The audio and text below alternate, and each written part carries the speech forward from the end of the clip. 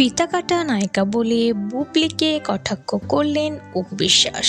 বিরতি শেষে নতুন দুই সিনেমা নিয়ে ব্যস্ত সময় পার করছেন ঢালিউডের জনপ্রিয় নায়িকা অপু বিশ্বাস। বন্ধন বিশ্বাসের পরিচালিত সিক্রেট এবং কামরুল হাসান ফারাদের দুর্বা, এই দুটি ছবির শুটিং নিয়ে এখন দিন কাটছে তার।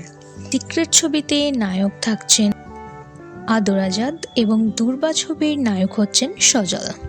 নতুন চরিত্রের জন্য অনেক ওজন কমিয়েও ফেলেছেন তিনি। শুটিংয়ের ব্যস্ততার মধ্যে সামাজিক যোগাযোগ মাধ্যমে দেওয়া অপু বিশ্বাসের একটি পোস্ট ঘিরে আলোচনা ও সমালোচনা শুরু হয়েছে। নিজের ফেসবুক স্টোরিতে অপু বিশ্বাস লিখেন, ফিতা দেখি সবাই কাটে, আমি কাটলেই বলে ফিতে কাটা নায়িকা।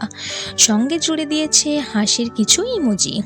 এই পোস্ট প্রকাশের পরেই তা নিয়ে শুরু হয়েছে নানা জল্পনা। ভক্ত ও চলচ্চিত্র সংশ্লিষ্ট ব্যক্তিদের একাংশ অপু বিশ্বাসের এই মন্তব্য নিয়ে ভিন্ন ভিন্ন ব্যাখ্যা শুরু করেছেন। আবার কেউ কেউ ধরেই নিয়েছেন এটা নাকি চিত্রনায়িকা শবনম বুবলিকে উদ্দেশ্য করে দেওয়া।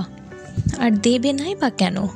অপু বিশ্বাস এবং বুবলির মধ্যে নীরব ঝগড়া এবং সোশ্যাল মিডিয়ায় কাদা ছড়াছড়ি সবসময় লেগে থাকে। একে অপরকে খোঁচা দিতে কেউ কম করে না।